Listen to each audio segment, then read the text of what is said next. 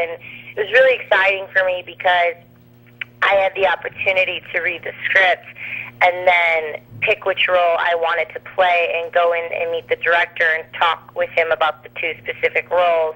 And then we came to terms of which one I would play, and it was more of a conversation than a read. And this one, she had track marks, holes in the wife beater, gnarly, dirty, braided hair, you know, and I grew up in Detroit, 30 minutes away from Livonia. I grew up in Livonia, 30 minutes away from Detroit, excuse me. So, you know, as a teenager, I would go to Detroit a lot, and I'm very blessed that, you know, God kept me very, very safe. But you know, I've seen some things in my lifetime. So, not on the creamy cream tip top, but on a more you know, gritty, raw kind of way. So, you know, you research online. I've never done heroin before, but... I was just going to ask how you research these types of roles, because you get right into the character, and that's a skill. Like, I'm even going to say, like, on the levels of Meryl Streep, it's very difficult for a lot of actors to be able to go in so many directions, and you seem to be able to do that, Katie. Thank you. She need to play more roles like Meryl Streep. You know, so I hope that opportunity comes. But yeah, I mean, yes, I've never done heroin before, but I do research online, and right. then I mean, Girl Interrupted. I took that out of my database. I really like Angelina Jolie's performance in Girl Interrupted, and then Brittany Murphy, you know, her in that role as well, and Winona Ryder. I mean, it's a great film to, you know, I can observe those techniques from those actors and then slip it into my back pocket, use, you know, all the things I know by research, and then create and make something my own. That's really amazing to hear. I've never heard that strategy, and that is definitely working for you. What has there been a role that has been very hard to sort of get into? Like maybe it really hit home, and maybe it was your best performance ever. But do you know what I mean, Katie? Like a role that really brought something out of you that maybe you hadn't dealt with yet in life, or really close to home. I had this one experience when I was on CSI Cherry Popping debut to network television, and it was a really great, meaty role, the story of Romeo and Juliet in the circus, and I played this 15-year-old young Juliet, and it was very poetic and very romantic, and I just remember, you know, preparing for that role, and I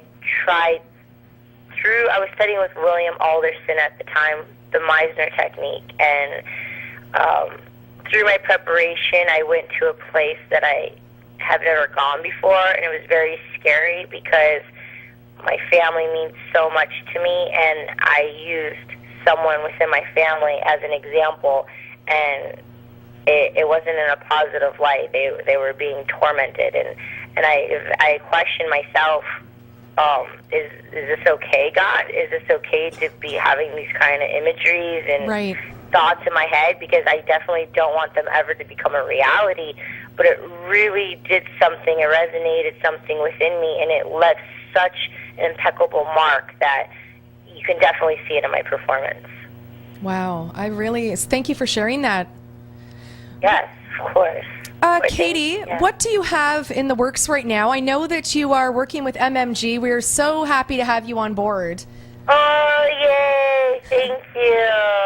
I love Jeff. He's amazing. I mean, he's such a smart guy, and I just love hearing about all his experiences, his stories, and it's amazing that we meet, and he has all these ideas, and he's just really direct, and he really, really gets me, and I mean, it's really, really nice to have someone who, you know, gets you, and then you're on the same team, and you're just going to blast off together. It's really, really special. So I'm really enjoying these beginning moments of a new relationship. That is fabulous. Don't take it for granted. You know, it's going to be something to look back on. He is so creative, and I know you are, so you two must just get together and firecrackers. Yeah, I mean, he came up with this idea 2 weeks ago that every Tuesday he just wants me to come in the office and we just like strategize and talk about, okay, this is where we need to go, this is what we need to do. So we actually we ended up doing it on a Monday this week. Was it this week? Yeah, and we were in the office for 4 hours. I mean, we just had a lot to unload.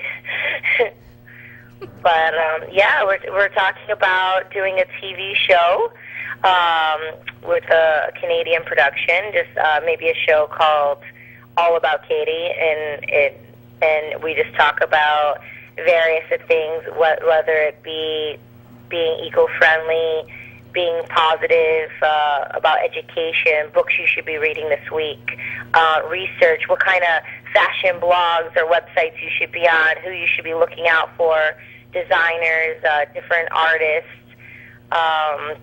You know, I was at a modeling meeting, and maybe we could talk about those experiences. Yeah, that is exciting. The show. And, let's stop at the show. There's so much. Yeah, I mean, that's going to be going great. on and on and on. Pardon? Now, for the show, it sounds really exciting, and definitely. So this will be a Canadian show? I think so. I think that's what we're developing here.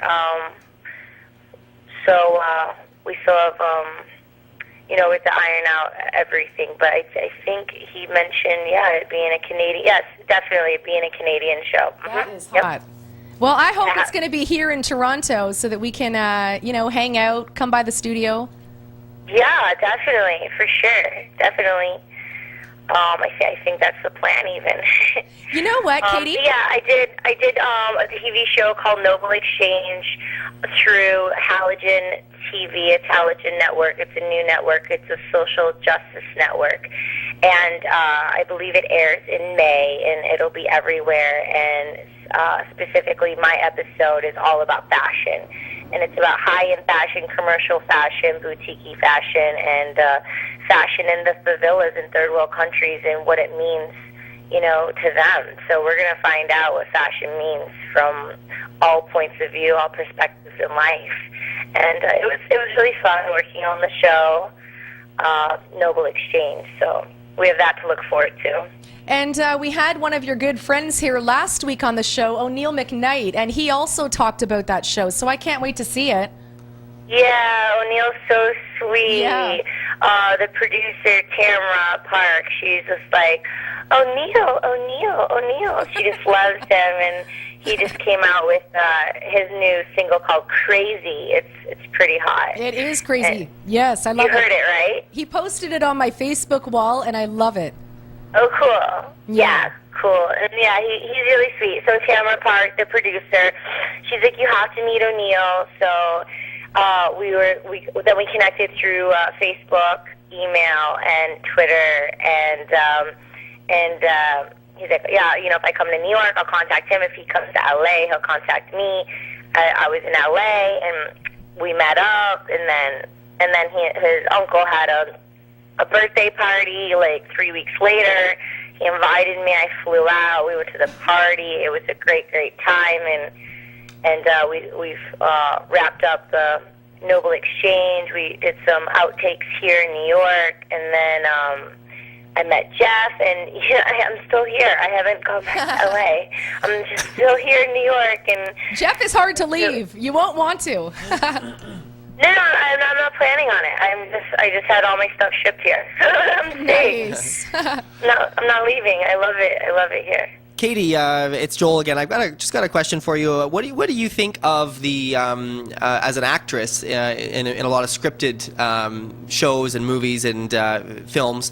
What do you think about reality television and that whole trend, and you know, how that's being used as a launching pad for a lot of actors? Is that something that you yourself would want to take that avenue as well, or do you think it's sort of like a contest-based, you know, sort of something illegitimate about it? You know, let's see if I answer your question correctly. But from what I hear that you're saying, it's really interesting. You know, I've been in the business